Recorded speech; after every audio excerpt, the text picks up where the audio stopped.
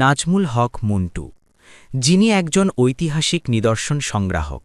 একেবারেই স্বেচ্ছায় ও ব্যক্তিগত উদ্যোগে তিনি এই সংগ্রহের কাজ করে আসছেন। এভাবে ছোটবেলা থেকে বর্তমান সময় পর্যন্ত তিনি এত বিপুল সংগ্রহ জমিয়েছেন যে তাঁর বাসভবন হয়ে উঠেছে রীতিমতো একটি বিরাট সংগ্রহশালা, যাতে রয়েছে প্রায় ৩০০ বছর আগে থেকে পরবর্তী সময়কালের দুর্লভ জিনিসপত্রের মহাসম্ভার। এই সব সংগ্রহের অধিকাংশই দেশের কোনো জাদুঘর বা সংগ্রহশালার কাছে নেই। সেই কারণে নাজমুল হক মন্টুর সংগ্রহ অতীব গুরুত্বপূর্ণ। বাংলাদেশের উত্তরাঞ্চলীয় ঐতিহ্যবাহী জেলা শহর পাবনার ছেলে নাজমুল হক মন্টু। সম্প্রতি বাংলাদেশ এই প্রামাণ্য প্রতিবেদনে তার সংগ্রহের অংশবিশেষ তুলে ধরছে। এই অংশে রয়েছে দোয়াত কলম এবং এই সংক্রান্ত মন্টুর একটি সাক্ষাৎকার। আচ্ছা, এই দোয়াতটা এটা পাবনা থেকে সংগ্রহ করা, আমার মেটালিক দোয়াতের মধ্যে প্রথম সংগ্রহ। তো এটা পাবনা সোনারপট্টির এক পেতলের দোকানে তো এটা প্রথম পাই। এটি দোকানের কাছ থেকে মাত্র 5 টাকা দিয়ে কিনেছিলাম। আমার মেটাল দোয়াত সংগ্রহ শুরু এই দোয়াত দিয়ে। আমি নাজমুল হক মন্টু, একজন সংগ্রাহক, মূলত এন্টিক সংগ্রাহক, কিন্তু স্পেশালি আমার সংগ্রহ হলো কালির দোয়াতের ওপর একটা ইম্পোর্ট। আমার মূল সাবজেক্ট হলো 18 থেকে 19 শতক বা 20 শতক পর্যন্ত যে সমস্ত দোয়াতগুলো ছিল, বিভিন্ন মেটালের, বিভিন্ন ধরনের, বিভিন্ন মোটিভের, এগুলো আমার সংগ্রহের মূল বিষয়। তো এই সংগ্রহটা বাংলাদেশে খুবই কম, সংগ্রাহকের সংখ্যা কম, এখন 2-1 করছে। তবে স্পেশালি আমি করেছি এটা। আমি দোয়াতটার উপরে আমার সংগ্রহের মূল গুরুত্ব ছিল এবং মূল ছিল টার্গেট। তো এখানে সংগ্রহ করতে যে আমি প্রথমে দোয়াত বলতে সাধারণত কাঁচের দোয়াত বোঝায়। হ্যাঁ, কাঁচের দোয়াত। এরপরে আমরা হয়তো জানতে পারলাম যে হ্যাঁ, কিছু মেটালিক দোয়াত হতো, সেগুলো ছিল দস্তার, বিভিন্ন দেশ থেকে আসতো। কিন্তু যখন আমাদের ঐতিহ্য ধরে আমি এগোতে থাকলাম, তখন দেখলাম আমাদের এই সব আগের দোয়াতগুলো বেশিরভাগ ছিল পেতলের, তামার, দস্তা, রূপার, এমনকি স্বর্ণর দোয়াতও ছিল। বিশেষ করে জমিদার শ্রেণীর যা এলিট সেটি যারা ছিল, তারা কিন্তু রূপার দোয়াত ব্যবহার করতো, জার্মান সিলভারের, ব্রোঞ্জের দোয়াত, পেতলের দোয়াত ছিল। তো এই পেতলের দোয়াতগুলো সাধারণত আমরা জানতে পারি যে প্রায় 300 থেকে 350 বছর আগে থেকে পেতল কাঁসার ব্যবহার আমাদের এই ভারতীয় উপমহাদেশে শুরু হয়। তো এর কিছু দোয়াত অংশ আমাদের যারা শিক্ষিত, যারা সমাজ জেলে ছিলেন, ব্যবসায়ী ছিলেন, ছাত্র, তারা ব্যবহার করতো, কিন্তু খুব কম। হয়তো দেখা যাচ্ছে একটা গ্রামের মধ্যে 20-25 জন ছাত্রের মধ্যে হয়তো একজন একটা দোয়াত পেয়েছে কিনা সন্দেহ। এমনও ঘটনা শুনেছি যে 10-15টা গ্রামের মধ্যে একটা ছাত্র হয়তো ম্যাট্রিক পাস করেছে, তাকে হয়তো একটা দোয়াত দেওয়া হতো। কিন্তু দোয়াতের ব্যাপারটা ছিল এইরকম।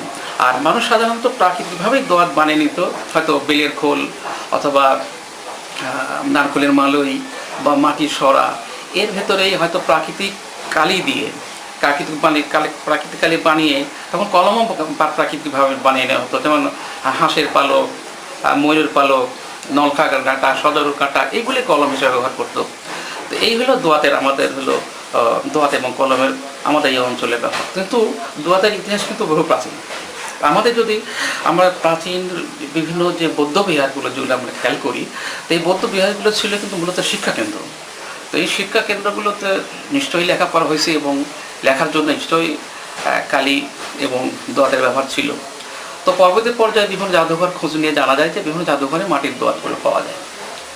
তো এরকম দোয়াত প্রায় 3-4টি বৌদ্ধ বিহারে আছে, বৌদ্ধ বিহার সংলগ্ন জাদুঘরে আছে। আমার ব্যক্তিগত সংগ্রহে কয়েকটি বৌদ্ধ বিহারে আছে সংগ্রহ। তো এই মাটির দোয়াতগুলো আসলে টিকে থাকার কথা না, কারণ মানুষ ওই ব্যবহার করে মাটির দোয়াতগুলো ভেঙে ফেলতো।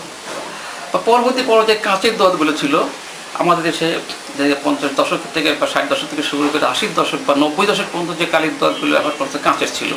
তো এগুলো আসলে টিকে থাকেনি, এগুলো মানে ভেঙে ফেলেছে। হয়তো কেউ হয়তো কুপিবাতি বানিয়েছে, কুপিবাতির ব্যবহারও প্রচলন শেষ, এখন দোয়াত নেই বলতে হয়। তো এইখানে আমার সংগ্রহটা, যে দোয়াতটাকে আমি তুলে ধরার চেষ্টা করছি। তো এখানে আমার সংগ্রহটা আমার সেটা হলো বিভিন্ন বিষয়। আমি দোয়াতের উপর যখন কাজ করি, দোয়াতের বিভিন্ন ভ্যারাইটি থাকে, বিভিন্ন ডিজাইন থাকে। তো আমি তখন প্রথম ধাতবটাকে নিয়ে শুরু করলাম, দেখলে বিভিন্ন রকম ধাতব দোয়াত পাওয়া যায়। তো এইভাবে আমি প্রায় পেতল, দস্তা, জার্মান সিলভার, রৌপ্য বা মিক্স ধাতু দোয়াতগুলো সংগ্রহ করি। কাঁচের দোয়াতের মধ্যে অনেক ভ্যারাইটি দেখা যায়, ডিজাইনের ভ্যারাইটি, গোল, চ্যাপ্টা, কোনোটা লম্বা আকৃতি, কোনোটা কচ্ছপ আকৃতি। আর বিদেশ থেকে যে দোয়াতগুলো আসতো সাধারণত 18-19 শতক, সেগুলো ছিল বেশিরভাগ ক্রিস্টালে। এবং ক্রিস্টালের দোয়াতগুলো ফ্রান্স, ইংল্যান্ড বা আমাদের ইউরোপ ওইসব কান্ট্রিতে ব্যবহার করা হতো। আর আমার দেশের অঞ্চলের দোয়াতগুলো ছিল সবুজের মতো ভাব এবং খুব দুর্বল। আর কাঠগুলা যেটা ক্রিস্টাল গ্লাস ছিল ভারী, মজবুত এবং দেখতেও সুন্দর।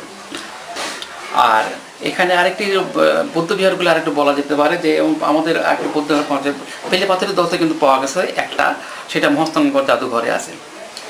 আর অন্যান্য মেটালের মধ্যে যেমন পাথরের দোয়া তো পাওয়া গেছে, যেমন শ্বেত পাথর, মার্বেল পাথর।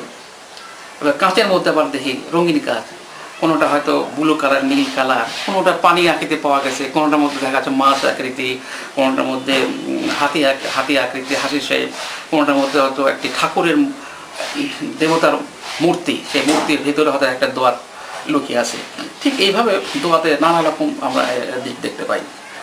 কলমের ব্যবহার এরকম ছিল যে কলমগুলো আগে যে প্রথম দিকে কলম ছিল, প্রথম স্টাইলিশ কলম ছিল, মানুষ তখন নরম মাটির উপরে বা নরম মোমের উপরে লিখত, তখন ছিল কিন্তু সোচালো একটি মেটাল দিয়ে লেখা হতো উপরে। পরবর্তীতে যখন কালি আসলো, কালি বলতে প্রাকৃতিক কালি প্রথম থেকে ছিল, সেই কালিগুলো ছিল পুঁই শাকের বিচি বা ফুলের রস বা গাছগাছালির রস কষ দিয়ে বয়েরা হত্যকে এই ধরনের মিশ্রণ মিশিয়ে কালি বানানো হতো, সেই কালিগুলো ব্যবহার করতো। অনেক পরে 1850 সালের পরে আমাদের কালি এবং কলম পূর্ণাঙ্গ রূপ পায়। 1850 সালে ফাউন্টেন পেনের জন্ম হয় এবং পরবর্তী ওই সময় সমসাময়িক থেকে কালিও তৈরি হয়, কেমিক্যাল কালি।